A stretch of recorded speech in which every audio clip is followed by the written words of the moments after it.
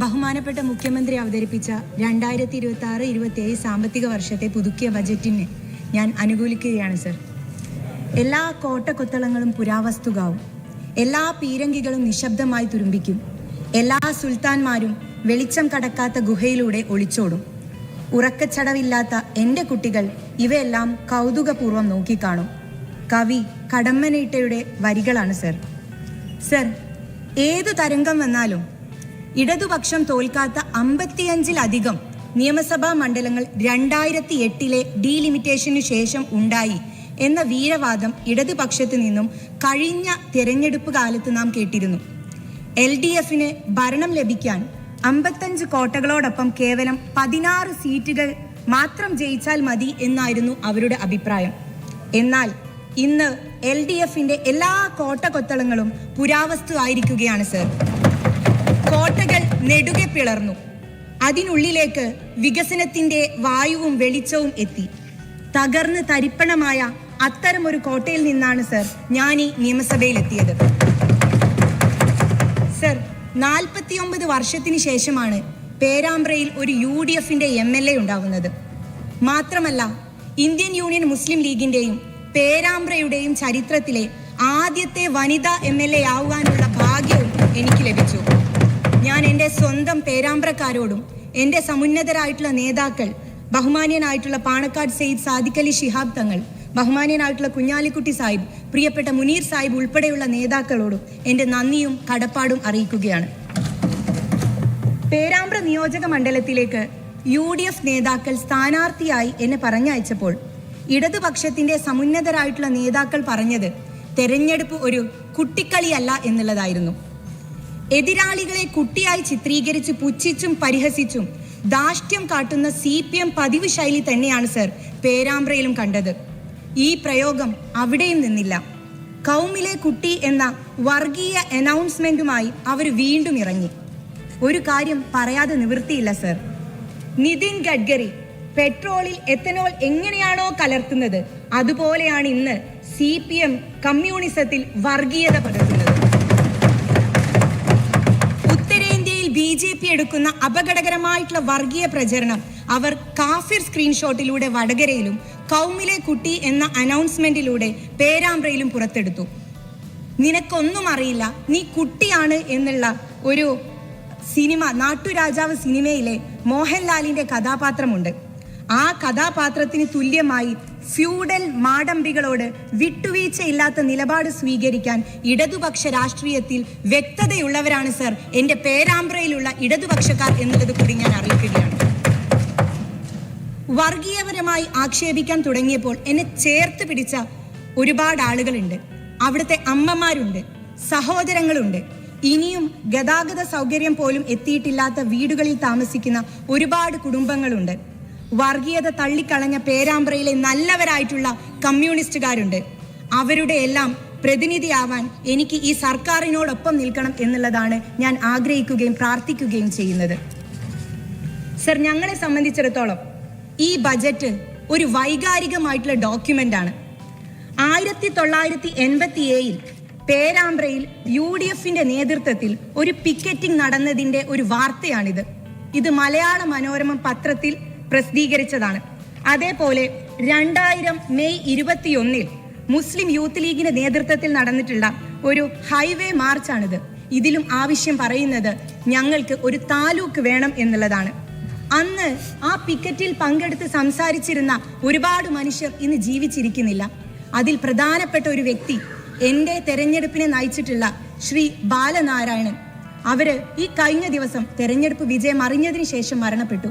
അവർക്കെല്ലാം ഈ ബജറ്റിൽ ബഹുമാനപ്പെട്ട സർക്കാർ ഞങ്ങൾക്ക് നൽകിയിട്ടുള്ള ബജറ്റിന്റെ ആദ്യത്തെ ചുവടുവെപ്പ് സമർപ്പിക്കാൻ ഞാൻ ആഗ്രഹിക്കുകയാണ്. സർ, മുൻ KPCC അധ്യക്ഷനും ധനകാര്യമന്ത്രിയുമായിരുന്ന ഡോക്ടർ KG അടിയോടി എന്ന വലിയ മനുഷ്യൻ പേരാമ്പ്രയിൽ കൊണ്ടുവന്ന വികസനങ്ങളുടെ മുകളിൽ ഒരു കല്ലെടുത്തു വെക്കാൻ പോലും കഴിയാത്ത ഇരുണ്ട കാലമാണ് പേരാമ്പ്രയെ സംബന്ധിച്ചിടത്തോളം കടന്നുപോയിട്ടുള്ളത്. വിദ്യാഭ്യാസ മേഖല തകർന്നു കിടക്കുകയാണ്. അടിയോടി സാറിന്റെ കാലത്ത് കൊണ്ടുവന്ന ഒരു ഉന്നത വിദ്യാഭ്യാസ സ്ഥാപനമല്ലാതെ മറ്റൊന്നും ഞങ്ങളുടെ നാട്ടിലേക്ക് ഒരു വിദ്യാഭ്യാസ സ്ഥാപനമായി, ഗവൺമെന്റ് സ്ഥാപനമായിട്ട് വന്നിട്ടില്ല. ടൂറിസം മേഖലയ്ക്ക് വലിയ സാധ്യതയുള്ള പ്രദേശമാണ് പേരാമ്പ്ര. മുൻ ടൂറിസം മന്ത്രി ഞങ്ങളുടെ ജില്ലക്കാരനായിട്ടും LDF കൺവീനറുടെ മണ്ഡലത്തിലെ ഈ പിന്നോക്കാവസ്ഥ പരിഹരിക്കാൻ അദ്ദേഹത്തിന് യാതൊരു നടപടിയും എടുക്കാൻ സാധിച്ചിട്ടില്ല എന്നുള്ള അക്ഷന്തവ്യമായ കുറ്റം പേരാമ്പ്രക്കാരുടെ മനസ്സിൽ നീറിപ്പുകയുന്നുണ്ട് സർ. ഈ ബഡ്ജറ്റിലെ മറ്റൊരു ശ്രദ്ധേയമായ പ്രഖ്യാപനം നമ്മുടെ സ്കൂളുകളെ വിദ്യാർത്ഥിനി സൗഹൃദമാക്കുമെന്നുള്ളതാണ്. ആർത്തവ അവധി നമ്മുടെ സമൂഹം ആഴത്തിൽ ചർച്ച ചെയ്ത് കഴിഞ്ഞു. പെൺകുട്ടികൾക്ക് ആർത്തവ സമയത്ത് വിശ്രമിക്കാൻ ഹോട്ട് ബാഗുകൾ, ഫുഡ് മസാജർ, ചുടുവെള്ളം ഉൾപ്പെടെയുള്ള ലഭ്യമാകുന്ന റീക്യൂപ്പറേഷൻ പോഡുകൾ തുടങ്ങാൻ സാധിച്ചാൽ അതൊരു വലിയ അനുഗ്രഹമാകും, ആശ്വാസമാകുമെന്ന് ബഹുമാനപ്പെട്ട മുഖ്യമന്ത്രിയോട് പറയാൻ ആഗ്രഹിക്കുകയാണ്. സർ, സെൽഫി എടുക്കാൻ വരുന്ന ചെറുപ്പക്കാരെ തട്ടി ഓടിക്കുന്ന മുഖ്യമന്ത്രിയെ പ്രതിപക്ഷത്തിരുത്തി ആ കസേരയിൽ ഒരു പൂക്കി മുഖ്യമന്ത്രിയെ കൊണ്ടുവന്ന ഡിജിറ്റൽ സാക്ഷരതയുടെ മനുഷ്യരാണ് സർ നമ്മുടെ നാട്ടിലുള്ളത്. ബഡ്ജറ്റ് പ്രസംഗത്തിലെ പേജ് 34 പോയിന്റ് 56 പറയുന്ന ഡിജിറ്റൽ ധാർമ്മികത, സ്വകാര്യത സംരക്ഷണം, സൈബർ സുരക്ഷ, മാനുഷിക മൂല്യങ്ങൾ സംരക്ഷിക്കുന്നതിന് വേണ്ട ഒരു കോഡ് ഓഫ് കണ്ടക്ട് രൂപീകരിക്കാനുള്ള ശ്രമം നടത്തണമെന്ന് അഭ്യർത്ഥിക്കുകയാണ്. സ്വകാര്യതയിലേക്ക് കടന്നു കയറുന്ന ഓൺലൈൻ മീഡിയകളെ റെഗുലേറ്റ് ചെയ്യാനുള്ള നയം കൂടി സ്വീകരിക്കണമെന്ന് ഞാൻ ആവശ്യപ്പെടുന്നു. സർ, ദീർഘവീക്ഷണത്തോടെ യാതൊരു പുതിയ നികുതിയും സാധാരണക്കാരന്റെ മേൽ അടിച്ചേൽപ്പിക്കാത്ത ഒരു ബജറ്റാണ് ബഹുമാന്യനായിട്ടുള്ള മുഖ്യമന്ത്രി ഈ സഭയിൽ അവതരിപ്പിച്ചത്. കേരളത്തിന്റെ തീരദേശത്തെയും സമുദ്രത്തെയും ഉപയോഗപ്പെടുത്തി കൃത്യമായ ആസൂത്രണത്തോടെ മുന്നോട്ട് വയ്ക്കാൻ വിവിധ പദ്ധതികളിലൂടെ ഈ ബഡ്ജറ്റിന് സാധിച്ചിട്ടുണ്ട്. സർവ്വ മേഖലയിലും ഭരണമാറ്റത്തിന്റെ ഉണർവ് പ്രകടമാണ്. ഓപ്പറേഷൻ തൂഫാൻ അതിനൊരു ഉദാഹരണമാണ്. ഇതിനോടകം ആളുകൾ ചോദിക്കുകയാണ്, എവിടെയാണ് നമ്മളുടെ കഴിഞ്ഞ 10 വർഷമായിട്ട് നമ്മളുടെ ആഭ്യന്തരമന്ത്രി എവിടെയായിരുന്നു എന്ന്, അദ്ദേഹം എന്ത് ചെയ്യുകയായിരുന്നു എന്ന് സോഷ്യൽ മീഡിയയിലെ കഴിഞ്ഞ 10 വർഷത്തെക്കുറിച്ച് ആളുകൾ ചോദിച്ചുകൊണ്ടിരിക്കുകയാണ്. സർ, വ്യവസായത്തിനാവശ്യമായ ഭൂമി ഒരുപാടുള്ള സ്ഥലമാണ് പേരാമ്പ്ര. കോഴിക്കോട് ജില്ലയിലെ ഒരു ഇൻഡസ്ട്രിയൽ കോറിഡോറായി കുറ്റ്യാടിക്കും ബാലശ്ശേരിക്കും ഇടയിലുള്ള സ്ഥലത്തെ നമുക്ക് ഉയർത്തിക്കൊണ്ടുവരേണ്ടതുണ്ട്. അതുവഴി ഒരുപാട് വ്യവസായശാലകളും തൊഴിലവസരങ്ങളും ആ മണ്ഡലത്തിന് ലഭിക്കും. ഇതിന് സംസ്ഥാന സർക്കാരിന്റെ ഭാഗത്തു നിന്നുണ്ടാകേണ്ട നടപടി തീർത്തും ലളിതമാണ്. ഇപ്പോൾ കോഴിക്കോട് നിന്നും കുറ്റ്യാടിയിലേക്കുള്ള റോഡ് ഒരുപാട് വളവുകളും കയറ്റിറക്കങ്ങളും ആവശ്യത്തിന് വീതിയുമില്ലാത്തതുമാണ്. കുറ്റ്യാടിയെയും കോഴിക്കോടിനെയും ദേശീയപാതയെയും ബന്ധിപ്പിച്ച് ഒരു 4 വരി പാത വന്നാൽ ചരക്ക് നീക്കം സുഗമമാകും. അതുവഴി ആ മേഖലയിലെ വ്യവസായങ്ങൾക്ക് പുത്തൻ ഉണർവേകാൻ സാധിക്കും. ഓരോ പേരാമ്പ്രക്കാരുടെയും സ്വപ്നമായിട്ടുള്ള പൂഴിത്തോട് പടിഞ്ഞാറത്തറ റോഡ് കൂടി യാഥാർത്ഥ്യമാക്കുന്നതോടെ പേരാമ്പ്ര മണ്ഡലത്തിന്റെ റോഡ് കണക്ടിവിറ്റി വയനാട് ജില്ലയിലേക്കും തുടർന്ന് കർണാടകയിലേക്കും വരുമ്പം ദേശീയ വ്യവസായ ഭൂപടത്തിൽ നമുക്ക് പേരാമ്പ്രയെ അടയാളപ്പെടുത്താൻ പറ്റും. സർ, നേരത്തെ എനിക്ക് മുമ്പേ സംസാരിച്ച മുൻ അംഗം നിപ്പയെ കുറിച്ച് സൂചിപ്പിക്കുകയുണ്ടായി. സർ, കഴിഞ്ഞ ദിവസം നിപ്പയെ സംബന്ധിച്ച് ഈ സഭയിൽ ചർച്ച നടക്കുകയും ബഹുമാനപ്പെട്ട ആരോഗ്യമന്ത്രി അവയ്ക്ക് മറുപടി പറയുകയും ചെയ്തതാണല്ലോ. കേരളത്തിൽ ആദ്യമായി നിപ്പ റിപ്പോർട്ട് ചെയ്യപ്പെട്ട മണ്ഡലമാണ് പേരാമ്പ്ര. നിപ്പ വന്ന് മരണത്തിന് മുന്നിൽ കീഴടങ്ങിയ സഹോദരങ്ങളുള്ള ഒരു ചെറുപ്പക്കാരനുണ്ട് സർ ഞങ്ങളുടെ നാട്ടിൽ. കുടുംബത്തിന്റെ മുഴുവൻ ഭാരവും പേറി വിദേശത്തേക്ക് ജോലിക്ക് പോയ മുത്തലിബ് എന്ന ആ ചെറുപ്പക്കാരന്റെ കുടുംബത്തെ സംരക്ഷിക്കാൻ അന്നത്തെ സംസ്ഥാന സർക്കാർ തയ്യാറായിട്ടില്ല.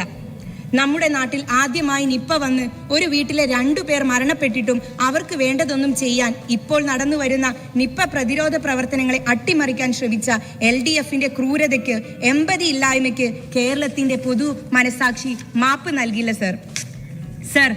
സുനാമി വന്ന് 140 ആളുകളുടെ ജീവൻ എടുത്തപ്പോൾ അതിന് നടുവിലേക്ക് ചെന്ന് ദുരിതാശ്വാസ പ്രവർത്തനങ്ങൾ ഏകോപിപ്പിച്ച് ഒരു മുഖ്യമന്ത്രി ഉണ്ടായിരുന്നു കേരളത്തിന്.